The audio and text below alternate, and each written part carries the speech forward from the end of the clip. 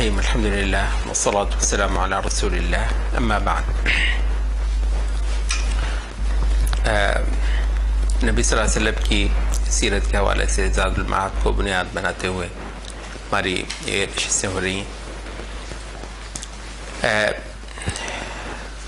قبل از بعثت نبی صلی اللہ علیہ وسلم کے بعض واقعات جو ہمارے علم میں آئے ہیں اور کتابوں میں درج ہو سکے.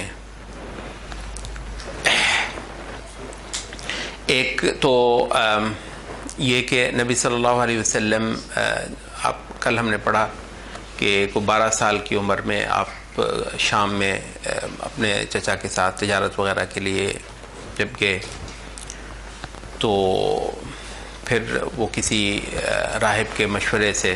آپ کو واپس بھیج دیا گیا. تو اس کے بعد نبی صلی اللہ علیہ وسلم نے یہ اندازہ کرتے ہوئے کہ آپ کے چچا کا ہاتھ تنگ تھا. ابو طالب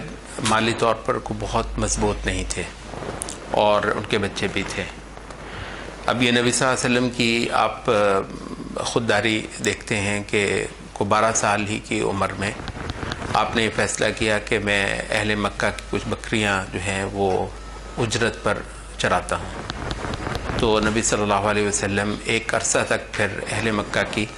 بکریاں چراتے رہے. ایک حدیث میں نبی صلی اللہ علیہ وسلم سے بھی آتا ہے کہ آپ نے فرمایا کہ ما من نبی الا وراء الغنم، کہ کوئی نبی نہیں ہے جس نے بکریاں نہ چرائی ہوں. قالوا ولا انت یا رسول اللہ، صحابہ نے کہا آپ نے بھی اللہ کے رسول اللہ؟ انہوں نے کہا ہاں میں كنت ارعى غنما لاہل مکہ علی قراریط. کہتے ہیں یہ قیراط جو ہے یہ ایک دینار کے 24ویں حصے کو قیراط کہتے ہیں. ایک دینار کا 24واں حصہ، یعنی ایسے کہتے ہیں کہ چند آنوں پہ جو ہے نا وہ ایک بکری کی اجرت آپ کو ملتی تھی. تو آپ ان بکریوں کو چراتے تھے تو اس سے جو آپ کو ملتا تھا تو اس سے اپنا بوجھ اور اپنے چچا کے ساتھ اپنا حصہ ڈالتے تھے. تو آپ کو مطلب ایک تو یہ اندازہ ہوتا ہے کہ نبی صلی اللہ علیہ وسلم کم عمری سے ہی کس طرح بوجھ اٹھانے لگے ہیں، اور دوسرا یہ ہے کہ خودداری آپ کی وہ معلوم ہوتی ہے.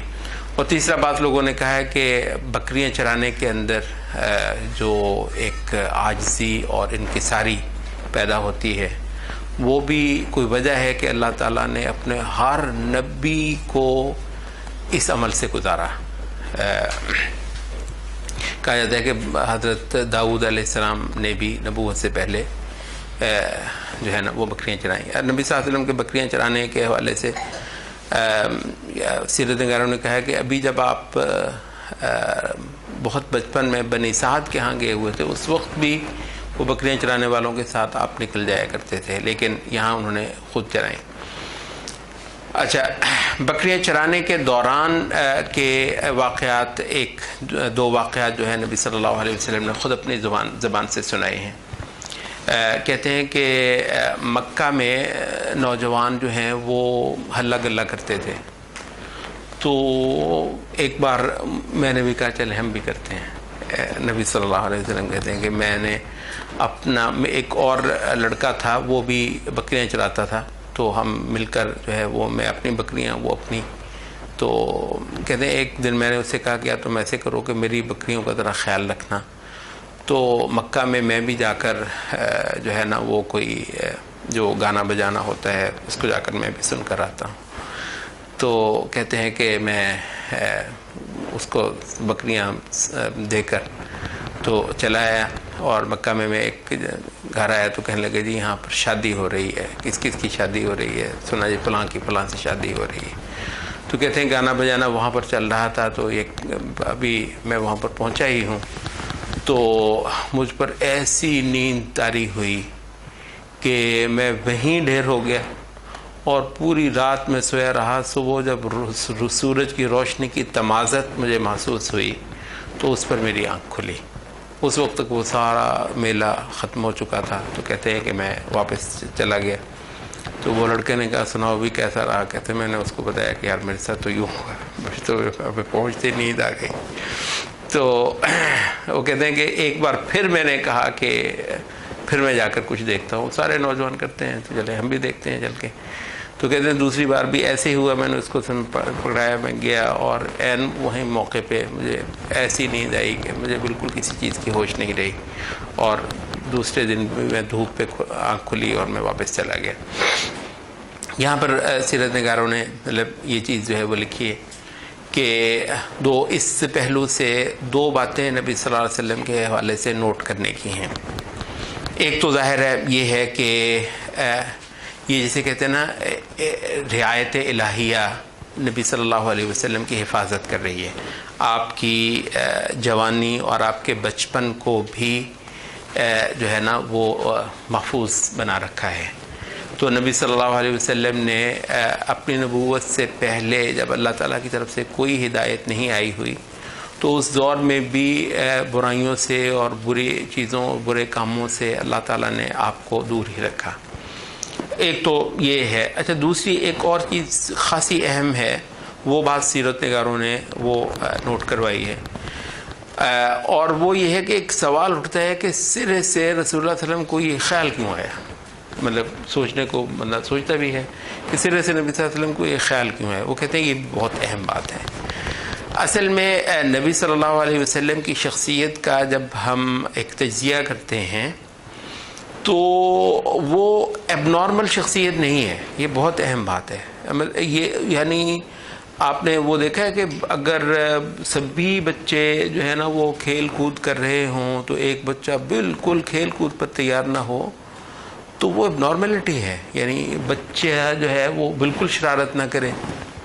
نوجوانی بھی آئے تو نوجوانی کا کوئی ترنگ اس کے اندر نہ ہو, تو یہ چیز مطلب تو اگر ایسا ہو تو نبی صلی اللہ علیہ وسلم کی شخصیت ایک غلط انداز سے پینٹ ہوتی ہے. استغفر اللہ, کوئی یعنی ایسا نہیں ہے. تو وہ یہ بہت اہم ہے کہ نبی صلی اللہ علیہ وسلم کے ہاں بھی وہ جوانی والی ترنگ آتی ہے, لیکن وہ جو رعایت الہیہ ہے وہ آ کر بیچ میں رکاوٹ ڈال دیتی ہے, اور نبی صلی اللہ علیہ وسلم کو بہرحال بچا لیا جاتا ہے اور محفوظ کر لیا جاتا ہے. تو یہ جو چیز ہے وہ بہت اہم ہے کہ نبی صلی اللہ علیہ وسلم کے اندر وہ تمام جو ایک نارمل انسان کے اندر محرکات ہوتے ہیں وہ باقاعدہ طور پر پائے جاتے ہیں, حتیٰ کہ آپ کو خیال بھی آتا ہے کہ چلیں جا کر یہ چیزیں ہم دیکھ بھی لیتے ہیں, لیکن اللہ تعالیٰ نے آپ پر مہربانی فرمائی. تو ایک تو نبی صلی اللہ علیہ وسلم کا یہ جو واقعہ ہے یہ سیرت نگاروں نے لکھا ہے. اس کے علاوہ جو ہے وہ نبی صلی اللہ علیہ وسلم کا پھر تجارت کرنا. کہتے ہیں کہ جب تجارت سے پہلے ایک واقعہ آتا ہے نبی صلی اللہ علیہ وسلم کا.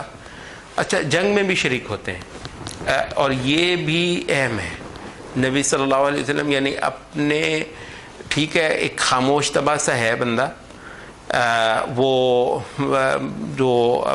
غلط کام ہیں ان سے اللہ تعالیٰ کے خاص انتظام کے تحت وہ بچا ہوا ہے, لیکن یہ ہے کہ اپنے نارمل زندگی کے تمام واقعات میں ٹھیک ٹھاک جسے کہتے ہیں نا صحت مندانہ شرکت نبی صلی اللہ علیہ وسلم کی مسلسل چلتی ہے. کہتے ہیں نبی صلی اللہ علیہ وسلم کی عمر کوئی 20 سال کے لگ بھگ تھی. ایک جنگ ہوئی, یہ جنگ فجار کہتے ہیں اسے, حرب الفجار. اچھا, یہ جنگ تھی. یہ قریش, آپ کو پتہ ہے قریش ایک چھوٹا سا قبیلہ ہے. یہ اس کا جو ایکسٹینڈڈ جو بڑا ہے وہ کنانا ہے. کنانا جو ہے وہ ایک بڑا قبیلہ ہے. اس کے پھر آگے جو شاخیں ہیں اس کی ایک شاخ جو ہے وہ قریش ہے. تو کنانا قبیلہ جو ہے اس کی بنو قیس اعلان ایک دوسرا قبیلہ تھا, اس کے ساتھ لڑائی ہوگی. وہ کوئی تجارت کے مسئلے پر تھی. تو وہ یہ جو ہیرا کے اندر ایک ریاست تھی عربوں کی, وہ منذر کی, نعمان ابن منذر کی. اچھا, تو ان کے ساتھ کوئی معاملات میں جو ہے نا ان دونوں قبیلوں کی آپس میں لڑائی ہوگی. ایک نے دوسرے کا بندہ مار دیا اور پھر لڑائی چل سو چل وہ پھیل گئی, یہاں تک کہ وہ جب کنانا کے جتنی پھر شاخیں تھیں انہوں نے سب کو ہی آواز دی. تو قریش نے کہا کہ ٹھیک ہے بھائی, ہمارے یہ بھائی ہیں تو ہم بھی اس میں چلتے ہیں. تو نبی صلی اللہ علیہ وسلم نے خود فرمایا کہ میں نے اس جنگ میں شرکت کی اور میں اپنے چچاؤں کو جو کہ جنگ میں تیر اندازی کرتے تھے میں ان کو تیر اکٹھے کر کے لا کے تو ان کو دیتا تھا تو ان کو تیر چلانے میں مدد کرتا تھا۔ اس کے بارے میں چند سیرت نگاروں نے یہ بھی کوئی واقعہ وہ لے کر آئے ہیں کہ اور یہ تو خیر مطلب جب جنگ فجار کا جو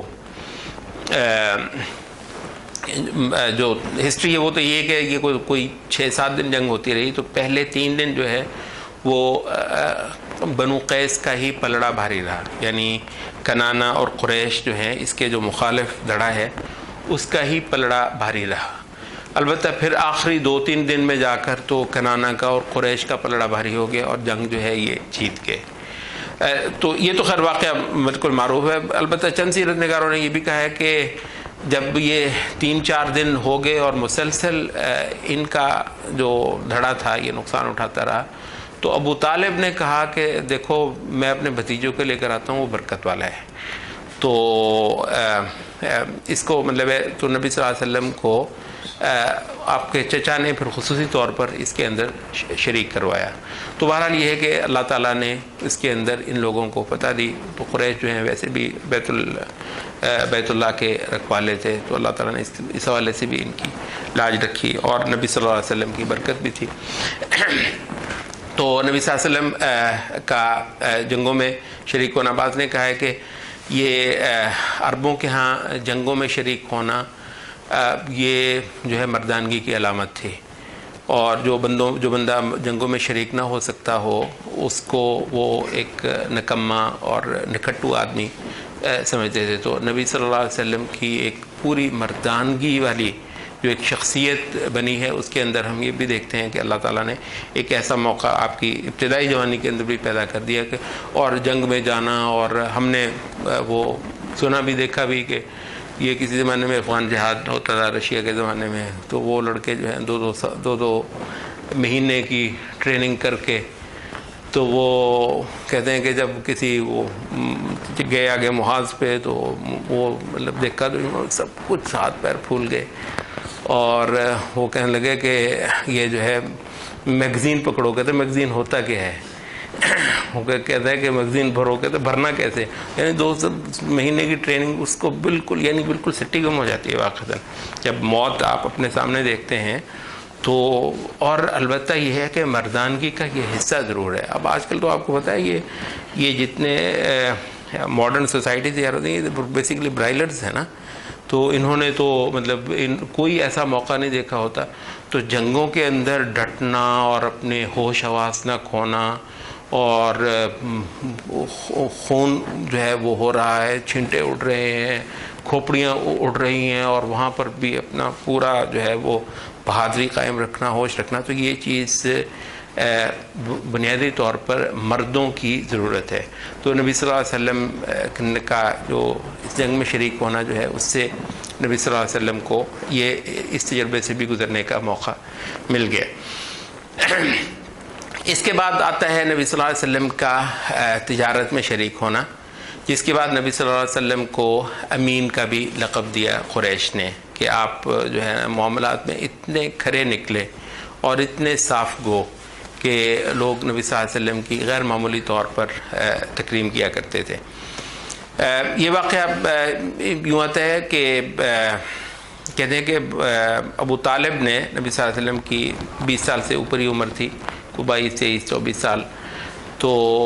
ابو طالب نے کہا کہ بیٹا یوں ہے کہ تمہیں یاد ہے جب وہ وہاں پر ایک راہب نے مجھے کہا تھا تو میں تو تمہیں لے آیا تھا واپس، لیکن میرے حالات غیر معمولی طور پر خراب ہو گئے ہیں اور حالات جو ہیں بہت زیادہ وہ ہیں، تو ایسے کرو کہ تم اب کچھ کوشش کرو۔ تو یعنی ابو طالب نے باقاعدہ نبی صلی اللہ علیہ وسلم کو اس چیز کی ضرورت بتائی کہ میرے اپنے حالات جو ہیں وہ بہت زیادہ خراب ہو گئے۔ تو انہوں نے کہا کہ یہ ایک خاتون ہے، خدیجہ نام ہے اس کا، وہ مزاربت کرتی ہے۔ مزاربت یہ ہوتی ہے کہ مال آپ کا ہو اور محنت اور تجربہ کسی دوسرے کا ہو، اور اس کے بعد جو منافع ہے وہ ان دونوں کے مابین تقسیم ہو جائے، اس کو مضاربت کہتے ہیں۔ تو یہ خاتون ہے، بہت مالدار ہے، تو یہ قریش کے مختلف لوگوں کو اپنا پیسہ دیتی ہے، وہ جا کر شام تجارت کر کے آتے ہیں اور پھر اس کو معاوضہ اس کا حصہ دیتے ہیں۔ تو مجھے لگتا ہے کہ اگر تم یہ کرو تو وہ تمہارے ساتھ ڈیل کر لے گی۔ تو نبی صلی اللہ علیہ وسلم نے قریش کے کہنے پہ یہ کیا۔ بعض کہتے ہیں کہ ابو طالب کی یہ گفتگو نبی صلی اللہ علیہ وسلم کے ساتھ جو ہوئی، اس کا ہی کسی طریقے سے خدیجہ رضی اللہ عنہ کو پتہ چل گیا، تو ان کو جو ہے وہ قبل اس کے کہ نبی صلی اللہ علیہ وسلم اس کو اپروچ کریں، اور اس نے نبی صلی اللہ علیہ وسلم کو یہ پیغام بھیجا کہ آپ میرے لیے یہ تجارت کریں۔ تو کہتے ہیں کہ نبی صلی اللہ علیہ وسلم کی شخصیت سے وہ کوئی اتنی متاثر ہوئی تو وہ کہنے لگے کہ میں دوسرے لوگوں کو جتنا حصہ دیتی ہوں میں آپ کو اس سے دوگنا حصہ دیتی ہوں۔ تو نبی صلی اللہ علیہ وسلم جب تجارت پہ پہلے ہی گئے، ساتھ اپنا غلام جو ہے میسرہ، وہ خدیجہ کا غلام تھا، اس کو نبی صلی اللہ علیہ وسلم کے ساتھ کر دیا۔ تو آپ شام میں جب تجارت کے لیے گئے تو نبی صلی اللہ علیہ وسلم نے وہی جو جنس خریدی تھی اس کو ایک بار وہیں پر بیچ کر پھر اس کو جو ہے اس سے مزید خرید کر، تو کہتے ہیں خود نبی صلی اللہ علیہ وسلم جب خدیجہ کے پاس آئے تو جو معاوضہ دوسرے لوگ دیتے تھے اس سے دو گنا معاوضہ، جو دو گنا منافع تھا، وہ نبی صلی اللہ علیہ وسلم نے شو کیا۔ تو وہ نبی صلی اللہ علیہ وسلم کی اس مہارت سے بھی متاثر ہوئی۔ اچھا، یہاں پر بھی سیرت نگاروں نے یہ کہا ہے کہ یہ بھی نبی صلی اللہ علیہ وسلم کا تجارت میں بہت مطلب صرف اتنا نہیں کہ ایماندار ہے، مطلب ایمانداری اپنی جگہ پہ بہت اہم ہے، لیکن یہ کہ ایسی کامیاب تجارت کی ہے کہ خدیجہ ایک بہت جہاں دیدہ خاتون تھیں اور ٹھیک ٹھاک مالدار تھی، بہت سارے لوگوں کے ساتھ ان کی بزنس ڈیل جو ہیں وہ چلتی تھیں۔ یعنی وہ حیران ہوئی ہے کہ جو دوسرے لوگ یہ مال تجارت لے کر جاتے تھے اس سے 2 گنا زیادہ منافع ایک آدمی کیسے لا کر دے سکتا ہے۔ تو اس کا مطلب ہے کہ نبی صلی اللہ علیہ وسلم ایک بھرپور شخصیت ہے، مطلب ہے اگر بزنس کو ہاتھ ڈالا ہے تو پھر یہ وہ جیسے کہتے ہیں نا ایسے ہی مطلب ہے نکما سا، صرف اس کو بس ہی مذہبی باتیں آتی ہیں اور تقریر اچھی کر سکتا ہے۔ مولویوں کے پاس عام طور پر آپ کو پتہ ہے ایک ہی فن ہوتا ہے جی، تقریر کر سکتے ہیں اور ان کو کچھ نہیں آتا۔ تو نبی صلی اللہ علیہ وسلم کا یہ معاملہ نہیں ہے، بلکہ جب بزنس کو ہاتھ ڈالا ہے تو بڑے بڑے بزنس مینوں سے بہتر اس کو ہینڈل کیا ہے نبی صلی اللہ علیہ وسلم نے۔ اور ایسا یہ کاروبار جمع کہ کچھ دیر کے بعد واقعہ مشہور ہے کہ خدیجہ رضی اللہ عنہ نے خود ہی نبی صلی اللہ علیہ وسلم کو پیغام بھیجا شادی کا۔ اب نبی صلی اللہ علیہ وسلم کی 25 سال تک جو ہے وہ شادی نہیں ہوتی، اور البتہ یہ ہے کہ جیسے کہتے ہیں ایک انتہائی قناعت پسند شخص ہے، بڑے آرام سے 25 سال تک بغیر شادی کے گزارا کرتا ہے۔ اور اس کے بعد حضرت خدیجہ سے شادی ہو جاتی ہے، پھر تو مال رسول اللہ صلی اللہ علیہ وسلم کے پاس، اب جب وہ مطلب بزنس میں ہیں تو اپنا حصہ تو نبی صلی اللہ علیہ وسلم کا اپنا ہے نا، تو ٹھیک ہے شادی بھی ہو گئی ہے تو اب تو خود مالدار نبی صلی اللہ علیہ وسلم ہو گئے۔ اچھا، نبی صلی اللہ علیہ وسلم کے حوالے سے اگر راحت اور آسودگی کا زمانہ کبھی ہوگا نبی صلی اللہ علیہ وسلم پر تو یہ ہے، یعنی اس لحاظ سے گولڈن ٹائم نبی صلی اللہ علیہ وسلم کا وہ ہے جب آپ ٹھیک ٹھاک مالدار ہیں۔ خدیجہ کا مال نبی صلی اللہ علیہ وسلم کے ہاتھ میں تجارت سے گزرتا ہے، اور آپ کے بیوی بچے ہیں، گھر بہت اچھا مزے کا ہے، اور بیوی اتنی محبت کرنے والی، پیار دینے والی اور خدمت کرنے والی، اور نوکر چاکر بھی گھر میں نبی صلی اللہ علیہ وسلم کے پاس ہیں، نہ کھانے کی کمی، نہ پینے کی، نہ پہننے کی، نہ کچھ۔ یعنی جب نبوت آتی ہے نبی صلی اللہ علیہ وسلم پہ اور آپ کو جو ہے وہ ایک عجیب و مطلب انتہائی مشکل اور کٹھن مشن کی طرف کو لے جاتی ہے، تو مطلب ایسا نہیں ہے کہ یہ وہ شخص ہے جو بالکل خالی فقیر اور تنگ دست، مطلب وہ نہیں ہے اوکے جی اب اس نے جو ہے وہ نبوت کا اعلان کر دیا ہو۔ بسا اوقات یہ ہوتا ہے کہ جناب آپ کے پاس کچھ نہیں ہے تو آپ نے کہا استغفر اللہ چلیں ادھر ہی کو کچھ آزماتے ہیں، کوئی ایسا کام کر لیتے ہیں. تو نبی صلی اللہ علیہ وسلم پر جو ایک بہت ہی آسودگی کا زمانہ ہے تو وہ یہی ہے. اس کے بعد تو آپ کو پتہ ہے جب نبی صلی اللہ علیہ وسلم، جیسے وہ سید قطب نے کہا کہ آیت نے آ کر کہا کہ قم فانذر، کھڑا ہو جا، تو پھر کہتے ہیں کھڑے ہی رہے، پھر بیٹھنا نبی صلی اللہ علیہ وسلم کو نصیب نہیں ہوا. مطلب جیسے کہتے ہیں نا آرام سے راحت. پھر راحت کون سی؟ یعنی جب نبوت آپ کو مل گئی اور اس کے بعد تو پھر جو جیسی بے آرامی اور جیسی لوگوں کی مخالفت اور دشمنیاں، اور سب لوگ جو ہیں نبی صلی اللہ علیہ وسلم کو کیا سے کیا نہیں کہتے، تو اس کے بعد تو نبی صلی اللہ علیہ وسلم کی آرام اور چین جو ہے وہ ختم ہی ہو گیا. اور وہی ہے وہ جو ہمارے لیے انہوں نے اٹھایا اور جس کے دم سے آج ہمیں ہدایت ملی ہوئی ہے، اور بڑے مزے سے ہم جو ہیں وہ یہ قرآن مجید کی اس کی تلاوت کرتے ہیں، اور بھی بستیوں کے بستیاں، شہروں کے شہر، ملکوں کے ملک جو ہیں وہ اللہ تعالیٰ کے دین پر کھڑے ہیں، اس وجہ سے کہ ایک شخص نے اللہ تعالیٰ کے دین کو پہنچانے اور اس کو کھڑا کرنے میں حد کر دی تھی. تو بہرحال یہ نبی صلی اللہ علیہ وسلم کا جو کوئی آسودگی کا مناظر، کیونکہ اس سے پہلے آپ دیکھتے ہیں کہ نبی صلی اللہ علیہ وسلم کے مالی طور پر کو حالات اتنے اچھے نہیں تھے. تو 25 سال تک تو معاملہ نبی صلی اللہ علیہ وسلم کا یوں ہی چلتا ہے، اور 40 سال کے بعد پھر اور قسم کے چیلنجز آئے تو وہ نہیں. تو یہ ہے وہ وقت جب نبی صلی اللہ علیہ وسلم نے خوب مزے کی، اگر کوئی زندگی دنیا میں دنیا کے حساب سے اگر ہو تو نبی صلی اللہ علیہ وسلم پر یہی گزری ہے. ایک مزید واقعہ قبل نبوت، بلکہ 2 واقعات جو ہیں وہ سیرت نگار لکھتے ہیں. ایک ہے واقعہ حلف الفضول کا اور ایک ہے تعمیر کعبہ کا. دونوں کے اندر نبی صلی اللہ علیہ وسلم کا کردار ہے. اچھا، حلف الفضول کہتے ہیں کہ بنو زبید کوئی قبیلہ تھا، اس کا ایک بندہ باہر کوئی قبیلہ ہوگا،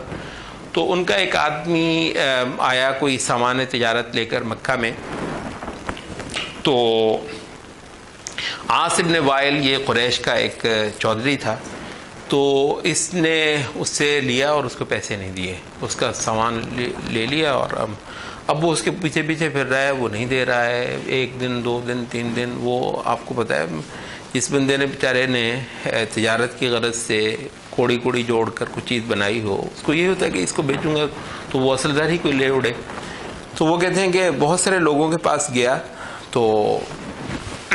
اس کو کوئی بھی کسی نے بھی حامی نہیں بھری کہ میں تمہیں حق دلا دیتا ہوں، کیونکہ وہ عاص بن وائل ایک چودھری آدمی ہے، کون اس کے ساتھ جا کر ماتھا لگائے. اور یہی ہوتا ہے کہ چودھری اور وڈیرے ان کے سے حق لینا غریب کا تو بہت مشکل بات ہے. تو کہتے ہیں کہ وہ شخص جو ہے وہ آخر ایک پہاڑی پر جا کر چڑھا، اور اس نے کوئی ایسے شعر گائے کہ جس سے پورا مکہ جو ہے نا وہ لرز گیا. یعنی اس نے اپنا رونا جو ہے وہ شعروں کے اندر رویا. تو کہتے ہیں نبی صلی اللہ علیہ وسلم کے ایک چچا تھے زبیر ابن عبد المطلب، تو کہتے ہیں ان پر اتنا اثر ہوا کہنے لگے کہ اس آدمی نے ہمیں تو بالکل جو ہے نا وہ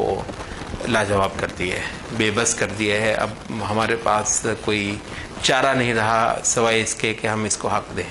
کہتے ہیں وہ اٹھے اور انہوں نے کہا بھی میرے ساتھ چلو، کون کون اٹھتا ہے. تو اور پھر کچھ لوگ اٹھے، تو جا کر وہ سبھی جو ہیں وہ عاص بن وائل کے پاس گئے اور ان سے کہا کہ اس کا مال ہم لے کر چھوڑیں گے. بلکہ کہتے ہیں کہ انہوں نے چھینا اس سے اور اس کو اس کا مال جو ہے وہ واپس دیا. تو اس کے بعد لوگوں نے کہا کہ بھی ایسا کرتے ہیں کہ آج ایک عہد کرتے ہیں کہ مکے میں ظلم نہیں ہونے دیا جائے گا. تو عبداللہ ابن جدعان ایک بزرگ تھا، اس نے کہا کہ بھئی میں سارے وہ لوگ جو آج اس پر عہد کرنا چاہتے ہیں میں ان سب کی دعوت کرتا ہوں اپنے گھر، آج کھانا میری طرف، تو سب آؤ اور وہاں پر بیٹھ کر نا آج اس پہ بات کرو. تو اس میں پھر قریش کے کچھ لوگ جو ہیں وہ گئے، انہوں نے کہا کہ جو مکے سے باہر کا ہو یا مکے کے اندر کا ہو، اس کے ساتھ آج کے بعد جو ظلم ہوگا ہم سب کے سب لوگ جائیں گے اور اس کا جو ظلم ہے وہ اس کا ازالہ کروائیں گے. اس پر انہوں نے عہد لیے ایک دوسرے سے، اور اس عہد کے اندر نبی صلی اللہ علیہ وسلم بھی باقاعدہ طور پر شریک تھے. یعنی اب آپ تھوڑا سا محسوس یہ کر رہے ہیں کہ نبی صلی اللہ علیہ وسلم کو 30 سال کے لگ بھگ عمر ہے، اور باقاعدہ آپ ایک ایسی شخصیت ہیں جو ایسے مواقع پر جن کو بلایا جاتا ہے، اور آپ وہاں پر تشریف لے کر جاتے ہیں، اور وہ جو مکے کے خاص لوگ جو اس عہد کے اندر شریک ہیں ان میں نبی صلی اللہ علیہ وسلم بھی موجود ہیں۔ اس کو حلف الفضول کا نام دیا گیا۔ اچھا، نبوت کے بعد نبی صلی اللہ علیہ وسلم نے فرمایا کہ لقد شہدت فی بیت عبداللہ ابن جدعان حلفا لا اعدل به حمرا نعم، کہ میں نے عبداللہ ابن جدعان کے گھر میں ایک ایسا حلف کے اندر میں نے شرکت کی ہے کہ اس کے مقابلے پر کو مجھے سرخ اونٹ بھی پیش کرے تو میں وہ قبول نہ کروں، مجھے اتنا زیادہ عزیز ہے۔ اور آپ نے یہ بھی فرمایا کہ اگر آج بھی مجھے اس کی طرف بلایا جائے تو میں اس پر لبیک کہوں۔ تو اور یہ یعنی ایک غیر معمولی بات ہے کہ اس طرح کے ظلم کے ماحول میں ایک ایسا اچھا خوبصورت عہد جو ہے وہ لوگ کر لیں۔ اچھا، تو ایک تو حلف الفضول میں نبی صلی اللہ علیہ وسلم کی شرکت ہوتی ہے، اور دوسرا ہے کہتے ہیں کہ یہ جب تعمیر کعبہ ہوئی اس وقت کوئی نبی صلی اللہ علیہ وسلم کی عمر کوئی 35 سال کے لگ بھگ تھی۔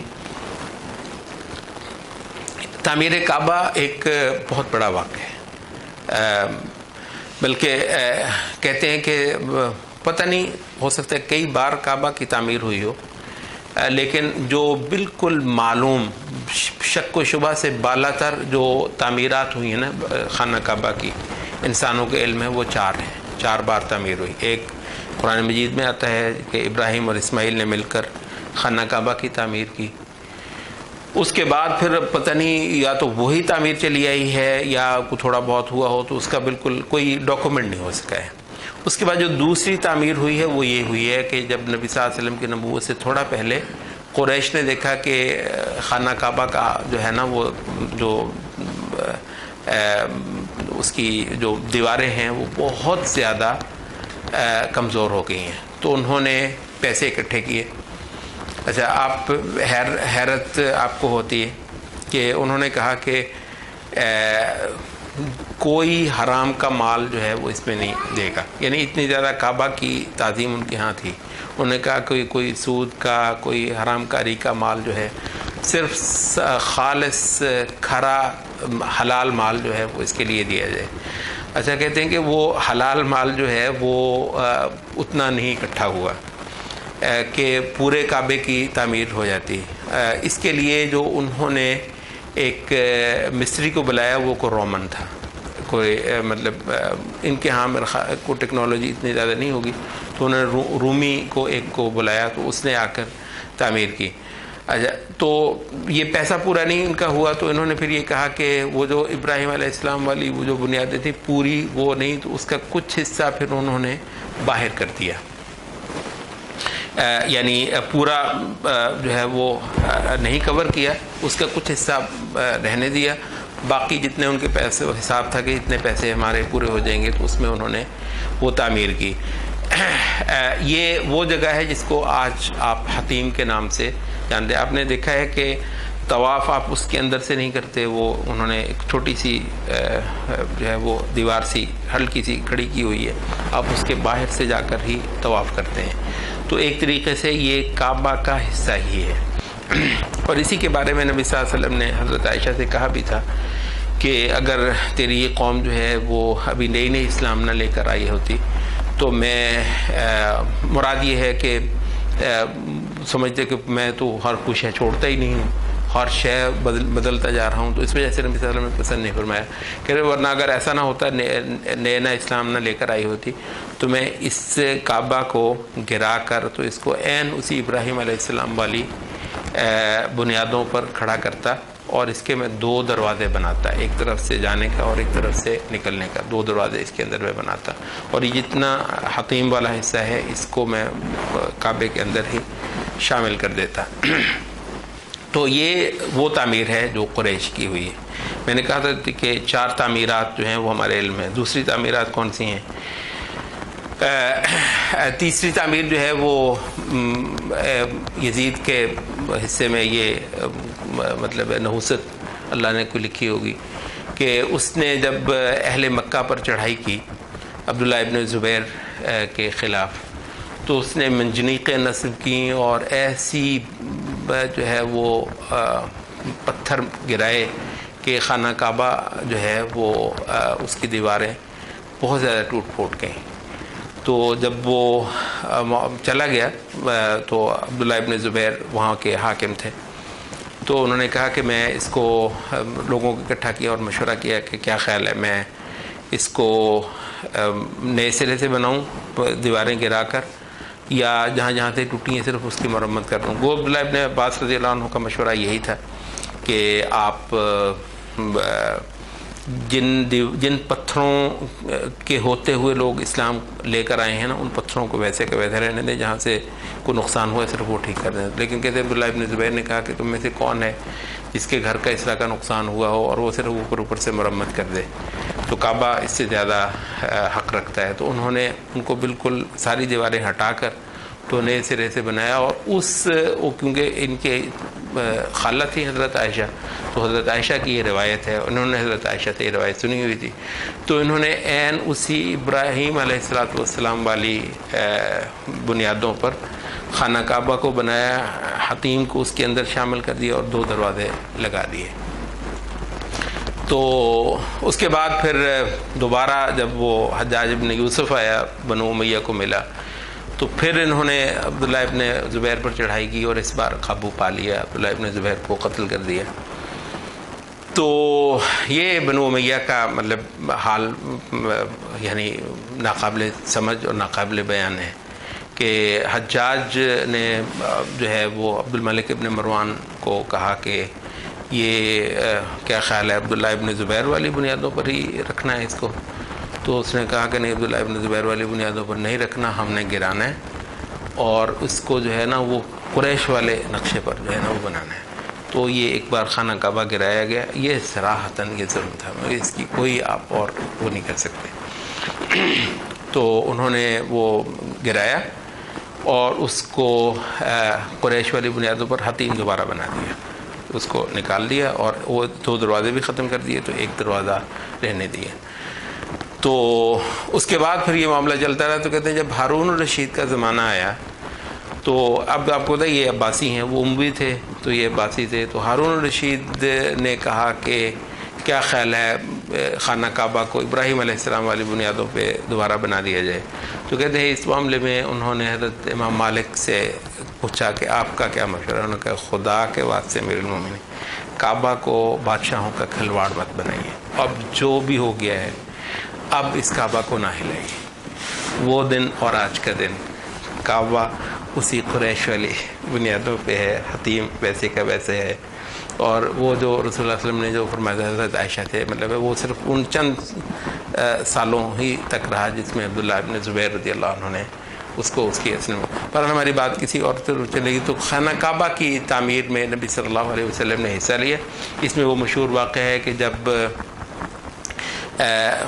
وہ پتھر ڈھو رہے تھے، ایک تو واقعہ اس میں یہ آتا ہے کہ آپ کو پتہ ہے عربوں میں یہ کوئی بڑی بات نہیں تھی ننگے ہو جانا۔ ابھی بھی بعض بالکل جو افریقی یا بڑے مطلب دیہاتی قسم کے لوگ ہیں ان کے ہاں کوئی بڑی بات نہیں، مردوں کے مابین لوگ ہو جاتے ہیں۔ تو کہتے ہیں حضرت عباس رضی اللہ عنہ اور نبی صلی اللہ علیہ وسلم دونوں پتھر ڈھو رہے تھے، تو عباس رضی اللہ عنہ نے کہا کہ میں نے بھی اپنی جو ہے وہ یہ جو چادر ہے اس کے اندر پتھر ڈال رہا ہوں، تو پتھر چادر اتار کر اس میں پتھر ڈال رہا ہوں، تو آپ بھی ڈال لیں۔ تو کہتے ہیں جیسے نبی صلی اللہ علیہ وسلم نے اس کا ارادہ کیا تو آپ پر غشی طاری ہو گئی اور ہوش آتے آپ نے کہا میری چادر۔ تو نبی صلی اللہ علیہ وسلم کو یہاں پر بھی ہم دیکھتے ہیں کہ اللہ تعالیٰ کی جو انٹرونشن ہے وہ نبی صلی اللہ علیہ وسلم جب بھی کوئی ایسا واقعہ ہو جاتا ہے، اس طرح عام لوگ کرتے ہیں، کئی بار ایسا ہوتا ہے کہ نبی صلی اللہ علیہ وسلم ان سے کوئی بہت مختلف نہیں بھی ہوتے ہیں، لیکن جہاں کہیں وہ حدود ٹوٹ رہی ہوں تو اللہ تعالیٰ وہاں پر نبی صلی اللہ علیہ وسلم کو خود ہی اپنی حفاظت دے دیتا ہے۔ دوسرا جو زیادہ مشہور واقعہ ہے تعمیر کعبہ کے حوالے سے نبی صلی اللہ علیہ وسلم کے ساتھ، وہ کون سا ہے بھلا؟ وہ جب حجر اسود پہ لڑائی ہو گئی، انہوں نے کہا جی آپ اچھا کہتے ہیں کہ یہ عربوں کے ہاں دستور تھا کہ اگر جنگ کے لیے وہ تیار ہوتے تھے تو وہ ایک بکرا ذبح کرتے تھے، اور اس کا جو خون ہے وہ ایک جو ہے نا بڑے برتن میں ڈالتے تھے اور بھری مجلس میں لا کر آتے تھے، تو سارے جو ہے نا ہاتھ ڈبوتے تھے خون میں، اور پھر اس کے بعد جو ہے نا وہ ان خون سے لتھڑے ہوئے ہاتھوں سے عہد کرتے تھے کہ ہم نے جو ہے نا اب نرمی نہیں دکھانی اور مرنا ہے اور یا مارنا ہے۔ تو خون منگوا لیا گیا، ہاتھ اس میں ڈال لیے گئے، لتھیڑ دیے گئے، اور خون کے لتھڑے ہوئے ہاتھوں سے عہد کر لیے کہ اب جنگ کرنی ہے۔ یعنی نوبت جو ہے وہ یہاں تک پہنچ گئی تھی کہ جی حجر اسود ہمارے علاوہ کوئی نہیں ہے جو رکھے گا، اور وہ دوسرے بھی کہہ رہے تھے کہ یہ حجر اسود تو ہم ہی رکھیں گے۔ تو یہ شرف ایسا ہے کہ اس کے لیے اب ٹھیک ہے جنگیں ہوتی ہیں تو ہو جائیں۔ یہاں تک کہ کسی نے کہا کہ یار ایسے کرو کہ یہ اس گھاٹی سے جو ابھی جو چڑھ کے آئے پہلا بندہ ہے اس سے فیصلہ کروا لو، یہ لڑائی نہ کرو۔ تو انہوں نے اتفاق کر لیا۔ تو وہ اللہ کا کرنا یہ ہوا کہ وہ نبی صلی اللہ علیہ وسلم تھے، تو اس پہ انہوں نے کہا کہ اللہ تعالیٰ نے جو ہے نا یہ اپنا امین بھیج دیا ہے۔ تو نبی صلی اللہ علیہ وسلم نے کہا کہ بھی ایک چادر لاؤ، تو چادر لائی گئی، آپ نے وہ پتھر اس میں رکھ دیا، اور وہ جتنے تھے ان سے کہا جو لڑنے والے تھے ایک ایک طرف سے پکڑ لو، وہ پکڑ کے جو ہے وہ لے کے گئے، اینڈ جب وہاں پہ چلے گئے تو نبی صلی اللہ علیہ وسلم نے اٹھا کر وہ اس کی جگہ پر رکھ دیا، اور یہ شان اللہ تعالیٰ نے نبی صلی اللہ علیہ وسلم کو دی، اور سبھی لوگ نبی صلی اللہ علیہ وسلم کی اس دانائی سے بے حد متاثر ہوئے، اور اتنی بڑی جنگ جو ہے نبی صلی اللہ علیہ وسلم کی سمجھداری نے وہ ٹال دی۔ تو یہ واقعہ نبی صلی اللہ علیہ وسلم کا نبوت سے پہلے یہ بھی مشہور ہے۔ اب آخری جو چیز رہ جاتی ہے اس کو انشاءاللہ ہم اگلی مجلس میں کریں گے، وہ ہے کہ نبوت سے بالکل قریب جانے کے جو سال ہیں اس میں نبی صلی اللہ علیہ وسلم دنیا سے بہت اچاٹ ہو جاتے ہیں، اور بہت زیادہ کائنات کی حقیقت پر غور و فکر کرنا شروع کر دیتے ہیں، یہاں تک کہ وہ مکہ میں اپنے گھر میں بھی نہیں رہتے، بلکہ کئی دن اور کئی راتیں جو ہیں وہ ایک غار ہے جس کا وہ ایک پہاڑ تھا حرا نام کا، تو اس کے اندر غار تھی، غار حرا، تو اس کے اندر چلے جاتے ہیں۔ تو اس کو انشاءاللہ ہم اگلی مجلس میں